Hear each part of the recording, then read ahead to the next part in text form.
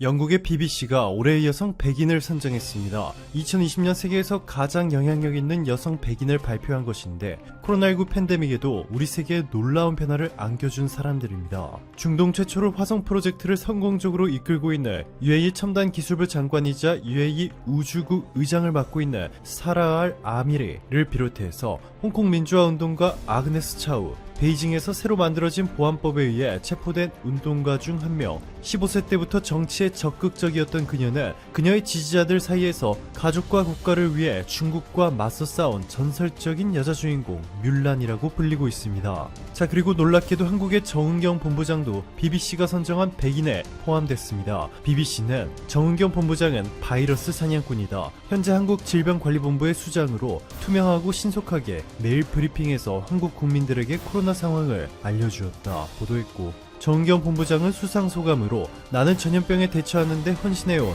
모든 의료 종사자들의 진심으로 감사한다 라며 모든 공을 의료진들에게 돌리는 겸손함까지 보여주었습니다. 이렇게 놀라운 소식이 끊이지 않고 있는 한국과는 달리 일본에는 위기가 찾아왔습니다. 조만간 일본이 도쿄올림픽 공식 취소를 발표할 수 있다는 주장이 나왔습니다. 일본 주간화사에 있는 국제올림픽위원회 IOC가 이미 일본 정부와 대회조직위원회에 올림픽 개최는 더 이상 어렵다라는 뜻을 전달했다는 정보를 복수의 관계자로부터 입수했다. 남은 건 일본 측이 이를 받아들일지 여부다. 일본 정부 발표는 내년 1월쯤이 될 것 같다. 올림픽을 준비하고 있는 선수들의 입장을 고려할 때 그쯤이 데드라인이다 보도했습니다. 도쿄올림픽 개최를 위해 예상 규모보다 무려 5배가 넘는 30조 원을 투입해 도쿄 전역에 경기장과 인프라를 건설하고 올림픽 준비위원회를 구성하고 직원들을 고용해 도쿄올림픽을 준비했고 2021년으로 연기되면서 추가로 3조 원을 투입하며 기다렸지만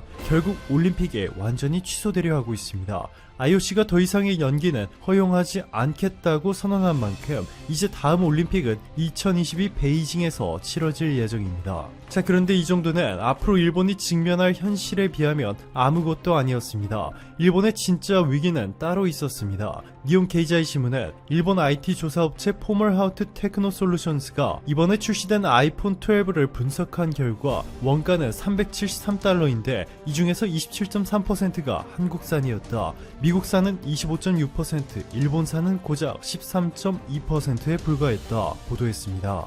아이폰의 한국산 부품 비중이 이렇게 높아진 것은 애플이 12 시리즈 전 기종의 LCD 대신 OLED 패널을 전면적으로 택했는데 스마트폰 OLED 분야에서 세계 최강인 삼성 디스플레이가 특수를 누리게 됐습니다. 이 때문에 그동안 아이폰에 디스플레이를 공급하며 겨우겨우 버텨왔던 일본의 마지막 디스플레이 업체 재팬 디스플레이가 사상 최대의 위기에 직면해 있습니다. 아이폰 12 시리즈에 단 한 장의 디스플레이 패널을 팔지 못하게 되면서 일본 언론들이 난리가 났는데요. 니케이는 OLED는 원래 일본의 소니나 파이오니아가 먼저 개발을 시작했다.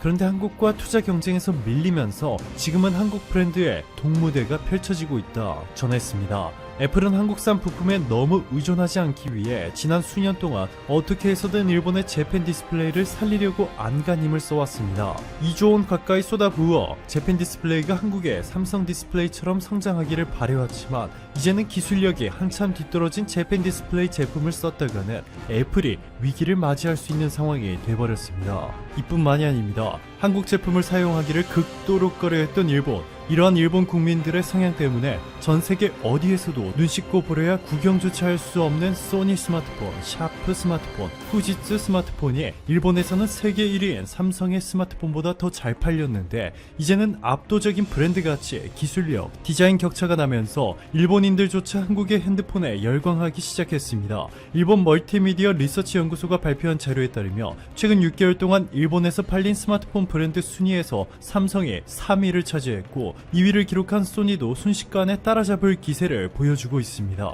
일본 정부는 그동안 한국 스마트폰을 심하게 차별해왔습니다. NTT 도코모는 아이폰의 보조금 72만원, 소니 엑스페리아에 52만원을 지급한 반면 삼성에는 고작 17만원의 보조금을 지급하며 미국과 일본 제품을 구매하도록 유도해왔는데 이제는 너무나도 벌어져버린 디자인과 기술 격차로 이러한 일본의 꼼수도 통하지 않게 된 것이죠. 한국의 독주는 여기서 멈추지 않습니다. 일본의 마지막 희망이라고도 볼 수 있는 자동차 산업마저 한국 때문에 크게 흔들리기 시작했습니다. 미국의 오토블로그는 기아차의 K5는 경쟁 모델인 혼다 어코드와 토요타 캠리보다 완성도가 높다. 이 차를 디자인한 사람은 월급을 더 많이 받아야 한다 라며 일본 차보다 월등하다고 평가했고, 미국 자동차 전문지 카앤드라이버는 한국의 K5가 중형 세단의 스타일 기준을 높였다. 흥미로운 LED 헤드램프와 특별한 질감의 그릴이 이목을 끈다 보도했습니다. G80에 대한 극찬은 하늘 높이 치솟고 있습니다.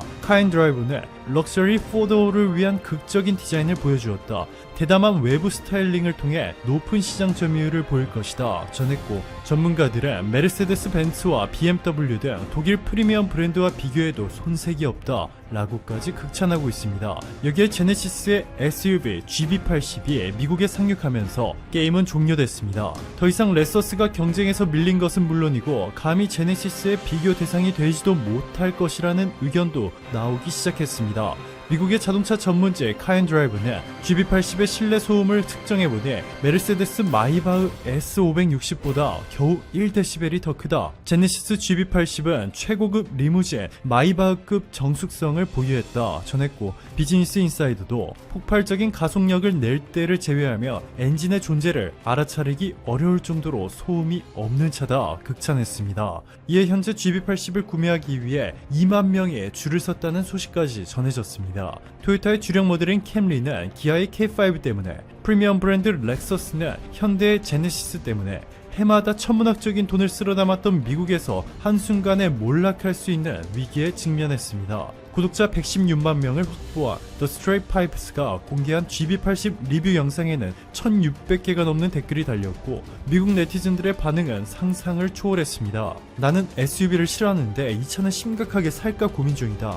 현대와 기아가 계속해서 우리를 놀라게 하고 있다. 진지하게 나는 제네시스를 꼭 살 것이다. 1990년대와 2000년대 초반에 혼다가 우리를 놀라게 했던 것처럼 지금까지 이러한 자동차 회사를 본 적이 없다. 현대, 기아, 제네시스가 해냈다. 제네시스 디자인을 BMW 인테리어 디자인을 평범하게 보이도록 만들어버렸다 등의 반응을 보였습니다. 이것이 끝이 아닙니다. 파나소닉이 독점으로 배터리를 공급하던 세계 전기차 1위 업체 테슬라는 모델 Y의 배터리를 파나소닉이 아닌 한국의 LG화학으로부터 독점 공급받기로 공식 발표해 일본에 엄청난 충격을 주었습니다. 배터리 업계에 따르면 미국 테슬라가 내년 초부터 중국 상하이에 있는 기가팩토리에서 생산할 예정인 모델 Y에 들어갈 배터리 전량을 LG화학이 수주했습니다.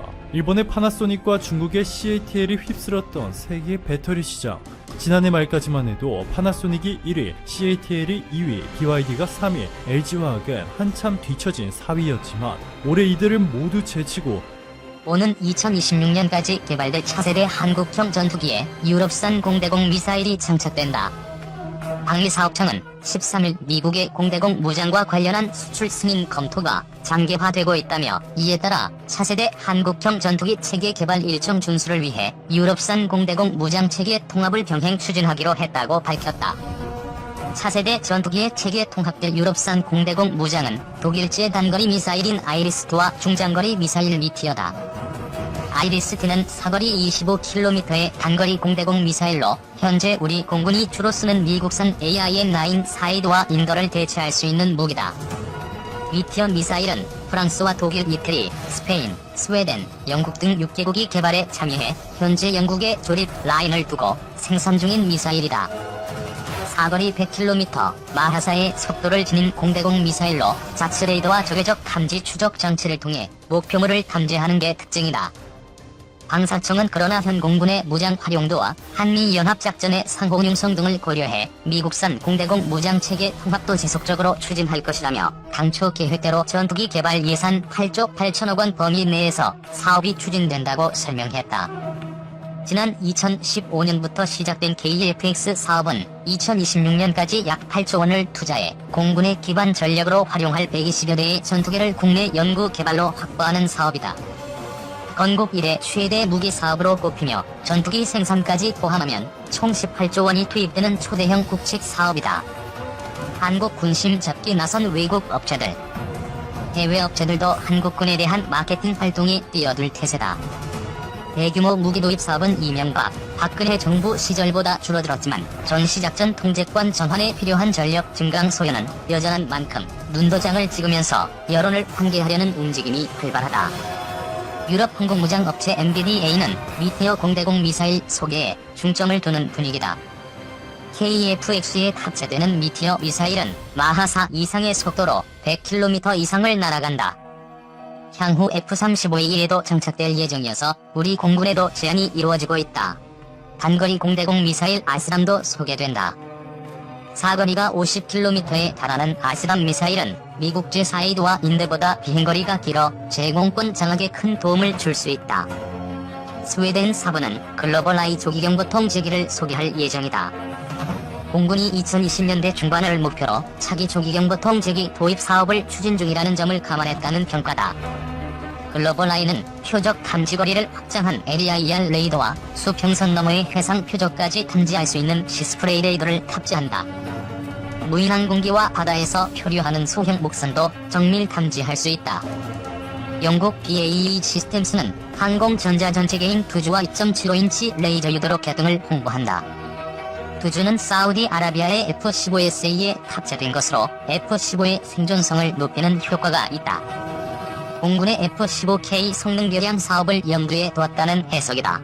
레이저 유도 로켓은 북한 고속정 등을 제압하는데 효과가 있을 것으로 평가된다.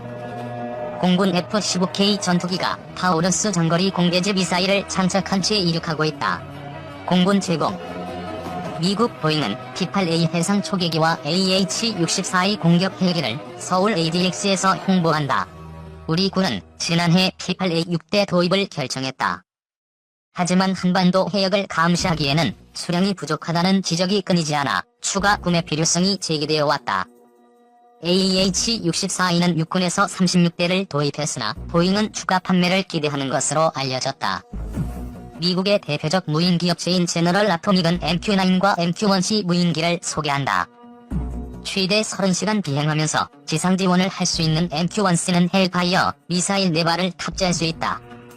땅속에 묻힌 급조 폭발물도 탐지할 정도로 정찰 능력도 뛰어나다. 무인 전투기로 분류되는 MQ-9은 헬파이어, 레이저 유도 폭탄, 합동 정밀 직격탄을 탑재할 수 있다. 이밖에 유럽 에어버스는 A400M 대형 수송기와 KC-330 공중급유기를 홍보할 예정이다. A400M은 한국 스페인 간의 훈련기 수송기 맞교환에 의한 도입 가능성이 제기되고 있는 기종이다. 다만 스페인과의 협상을 통해 우리 정부가 A400M에 대한 세부 정보를 갖고 있는 상황에서 에어버스의 제안이 얼마나 실효를 거둘지는 미지수라는 관측도 나온다.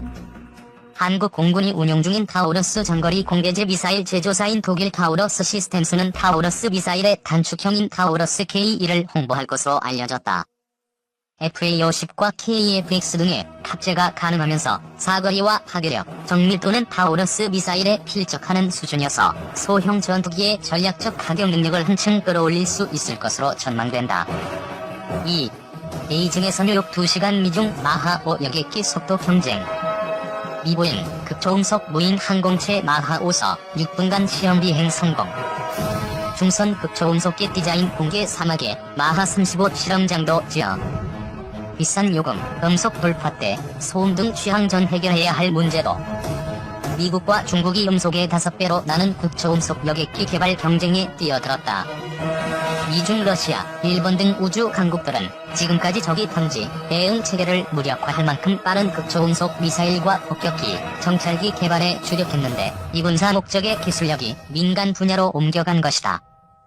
음속의 5배는 2003년 퇴역한 뉴욕에서 런던 간 초음속 여객기 콩코드보다 2배 이상 빠르며 전 세계 어디든 3시간이면 간다는 얘기다. 군사용 극초음속 항공체와 민간 여객기는 엔진부터 다르다. 군사용은 로켓 엔진으로 동력을 넣지만 로켓 엔진은 연료를 태울 산소 탱크가 별도로 있어야 해 민간용에는 적합하지 않다. 미국 보잉사가 지난 1일 공개한 모델이나 중국이 현재 풍동 실험 중인 극초음속 여객기는 모두 음속의 3배 이상 속력을 내는데 적합한 램제트 엔진을 활용한다. 일반 여객기의 터보제트 엔진은 터빈을 돌려 압축한 공기의 연료를 연소시켜서 동력을 얻는다. 하지만 제트 엔진의 일종인 램제트는 터빈 없이 고속 비행이 일으키는 기압으로 공기를 압축하며 미사일 추진체로 주로 쓰인다. 또 1000도 이상의 마찰열을 해결하기 위해 니켈 합금을 이용한 열저항 소재로 표면을 덮는다. 극초음속 여객기 개발에서 선두는 미국의 보잉사.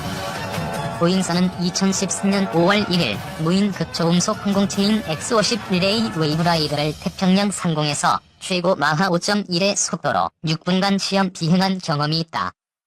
21일 홍콩 사우스 차이나 모닝 포스트에 소개된 중국 연구진의 극초음속 여객기 개발도 음속의 5배 이상이 목표다. 중국 과학원 주이카이 박사팀은 보통 초음속 항공기가 채택하는 유선형 통체의 얇은 날개를 한층 덧댄 디자인을 제시했다. 정면에서 보면 알파벳 대문자 I와 비슷해 아이플레인이라고 불린다.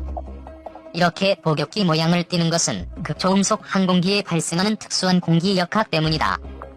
음속 이하 비행에선 비행기 정면의 공기 저항이 극초음속 비행에선 항공기가 일으키는 충격파가 가장 큰 항력을 일으키는 것을 고려했다.